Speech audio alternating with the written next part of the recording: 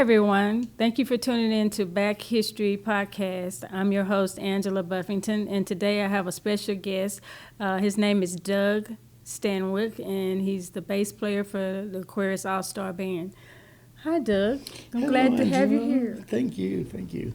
So I want to get, the back history of how you became a musician, what drives you and all that stuff. So can you tell me a little bit, how did you, become Doug, the musician? Yeah, well, I guess you can go all the way back to 6th grade.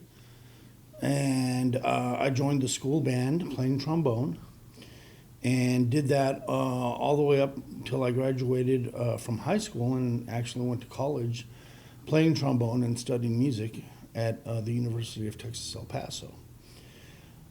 Around that time, 1988 or so, my aunt had a bass that was collecting dust in her closet. And she said if I wanted to, I could have it. And so I went and picked it up and started plucking around with it and learning the notes, and found out that what my knowledge and skill in playing trombone easily transferred to playing bass. So I started playing bass and self-taught, and in addition to working with some teachers, and they taught me how to play bass.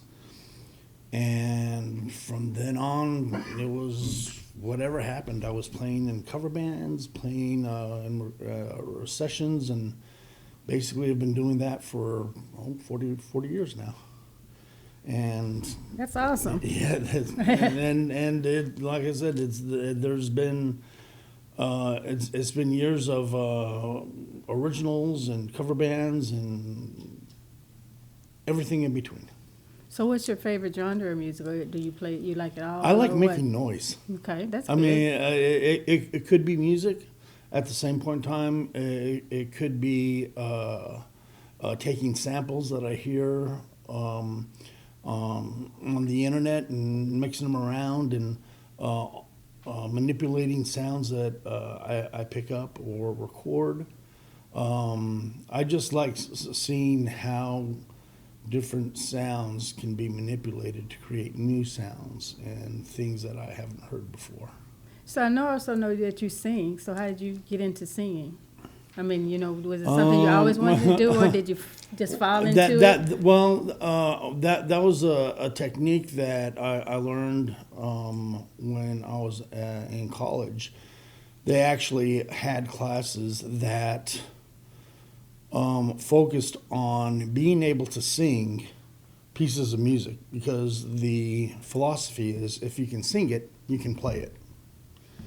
And so through there, I've never been the kind of person to want to be a lead singer or a front person or anything like that. But I can do vocals, and I don't mind singing a tune every now and then. Go ahead and give the lead singer a break. But that's where I basically first learned how important singing can be in being a musician. Yeah, because I know my history was I started out of college as a music major, but my parents were paying for college, and so they told me I had to get a real degree. Yep. So, but I used to play at the church and stuff. I played, believe it or not, people don't know this about me much, but I played the guitar, the drums, and the piano for awesome. The church. Because that's what we had to do. Mm-hmm. So I get it. I used to take all those music classes and theory and all those classes, and when you go to college for music, they always want to trying to teach you with classical music, because they say if you can learn classical music, you can play anything. That's what I'm old as dirt, so that's what they used to say. Probably say that now, but it's interesting that you say that. The opposite of what my teachers would say is if you can learn how to play jazz, you can learn how to play anything. Mm-hmm. And the way I see it is it's all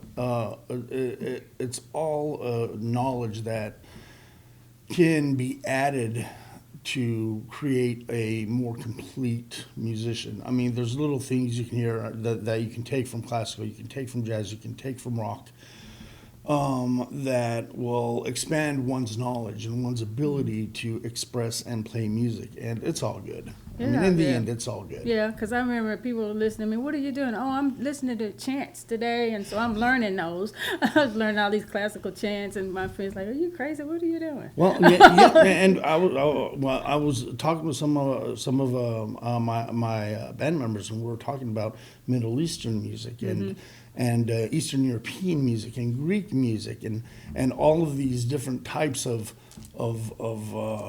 ways that people express themselves musically, not only beyond the Western culture, but African and South American and things like that. And it's just a wonderful tapestry that you can get into and just learn something new. Yeah, that's what the beauty about music. You can learn something new all along. Even just from the lyrics. They'll bring you through a lot of things. And then because sometimes I write a lot of lyrics. People don't know that about me either. But sometimes I'm going through things and I'm like, this is what I want to write about. Sometimes it wakes me up at night. I don't sleep much anyway, but it wakes me up and I'll have to write lyrics. Yeah, and that's as for the music that I write or I like to listen to, it's whatever catches my ear. There'll be times and I'd be like, oh, what was that? Well, whether it be listening to something on the internet or on the radio or something like that, I'll be like, well, how did they do that? Or I want to go back and listen to that again to see what that harmony was like or what that bass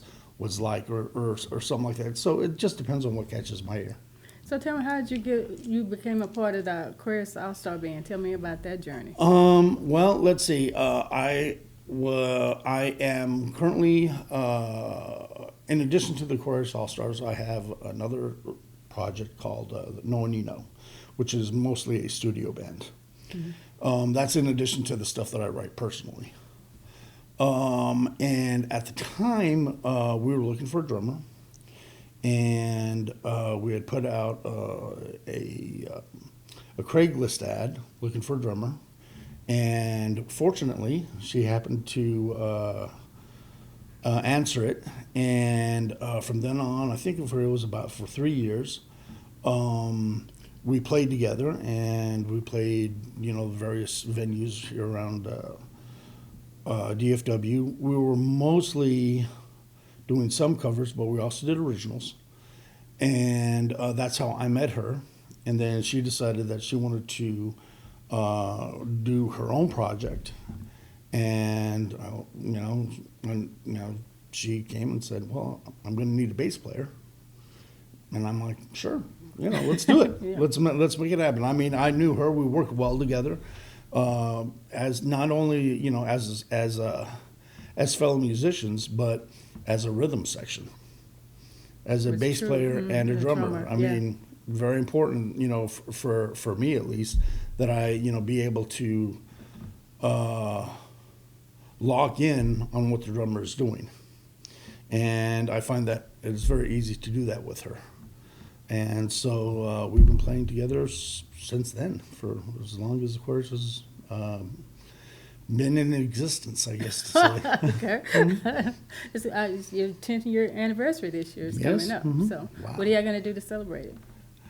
Well, I mean, there's so many opportunities. First celebrate the fact that 10 years for a band, to be playing, at some point, most of the time, if it lasts more than 2 or 3 years before it breaks up, know. So there's that 10 years of continuity. I would like to be able to sit there and recognize. I think we have a very core group of fans. Mm-hmm. That are there, that support us, that they show up to the shows. I would like to do something that recognizes them and sits there and says, hey, the reason that we're able to do this is because you keep coming to our shows and you keep supporting us and you keep putting it out there saying, hey, there's this band that's playing at this venue. You really should go check them out. Yeah, that's true. Yeah, the audience and your fan base makes you be able to keep continuing to play. So exactly. You're right. And then beyond that, who knows? I mean, I don't think that when we started out, I wasn't thinking it would last 10 years, and it did, and so we'll see what the future holds. So have It's you done wide any open. studio work or recordings or anything? Do you Well, have I some mean, music of your own? for that you do? the Aquarius All Star Band, we have done some recording, but that's mostly for highlight and demo packages. No One You Know is a studio project, and that is we do have a station on Reverb.com that has mostly covers, but it does have a few originals. Or it has our version of cover songs. We sometimes take cover songs and manipulate them. Right, you know, make 'em to your own, Make 'em yeah. your own. As for myself, I do have a channel on SoundCloud. It's a SoundCloud, Doug Stanwick. You can find it online. And that is basically, you'll find everything from dance to electronic music, to classical, to contemporary rock and roll songs. As I said, I like throwing things together. I like manipulating music. I have no plan. It's not like I'm sitting there going, it's like, you know what? I'm going to take this, put this here. I'm going to take this, put this here. That sounds really good. Let's see what happens here. Just throw it all in there and see what comes out. Well, yeah, you should record that and get it out there. And it's on SoundCloud, and if you go there, like it or not, but it's out there, and I get excited thinking about it. Well, that's good though. Yeah. You know, that's good. That what motivates you to do that. I mean, you're. I can tell that you're very passionate about. You know, do you still even play the horn now, or regrettably, honestly, I don't. The fact of the matter is that at one point in time, I realized I was making more money and spending more time playing bass. And that was in addition to other projects that I had going on that were behind the scenes, doing things like running sound and doing sound design for theaters and stuff like that. I realized I hadn't even touched the trombone in over a year. So tell me about the theater. I mean, you got so many things that you do and you're involved in. So what I started doing is when I was in school, I was required to take a theater course, and as part of that course, we had to go and attend productions, plays. So I'm sitting there and I'm like, okay, now at the time when you thought about sound or music in theater, it was usually incidental. You have your music that, before, and maybe if there was a little piece of music during the play, it might come from a little radio, stuff like that. But I was like, there could be more that could be done with sound and music. And so I went and I approached the theater department and said, I'd like to switch from music to theater, but I want to concentrate on sound design. And fortunately, they were open to that idea. And so I started doing sound and music for their productions. And so before, if they would sit there and say, well, we need to have a music box that does Mary Had a Little Lamb. Now, you can go and you can record that and then you find that, on the internet. And I'm like, but what if we made it a little bit demented? So I would sit there, that's cool. okay, and take that, because this is and sit there and to be like, you know what, we're gonna sit there and put a little detune on here, put a little delay, kind of put in some reverb, because this is a very bad memory that this person's having. So they're not going to sit there and think about Mary Had a Little Lamb and all its pristine things like that. We're going to make it demented to match what's going on there. Things like that. So I would, or a telephone. Telephone has to ring. But I said, but what if we can make the telephone ring just become more and more annoying? Because the telephone rings, okay, that's fine. But if it rings and you can recreate it so that it just becomes more and more loud and annoying or stuff like that, the audience is going to feel the frustration that the character feels hearing that phone go off one more time. I know, you're exactly right. I do that now when it's spam calls. I'm like, oh my God. And so it was through that, and again, fortunately, the theater department was very open to allowing me to explore and experiment with music and sound for theater. And so that's, I started doing that. And, then people would be like, well, can you do a little incidental music for this scene that I have? Or could you create a sound effect for this scene or things like that? And so I would start, okay, I can do that. And, if you got a video, or something like that, and you want me to throw it on there, I can do that too. But that's where, again, I got to manipulate the music, manipulate the sound. Oh, so do you do anything with theater now, or? Not so much. There's not really something that I pursue or on a full-time basis. I mean, between Knowing You Know and the Aquarius All-Stars, as well as the day-to-day and personal things that I have to do to live, drive, and survive, I don't pursue that opportunity. That's not to say if somebody were to come up and say, hey, could you do something, or if there was the right project, I wanted to collaborate. But it's just not something that I want to sit there and be like, okay, this, in addition to all the other things that I'm doing, now I'm going to throw this on top of that. So how do you balance your life with, your lifestyle and your life, your life in general? You have to have that life. It's balance. routines. It's routines. It's like, okay, these days I'm going to work.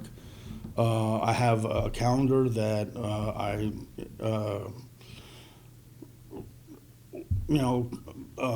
refer to on a daily basis. I mean, just to make sure, okay, this is when we have rehearsal. This is when we have shows. This is when I need to get, Aquarius needs a flyer from me or something from me by this date, and it's all in the calendar.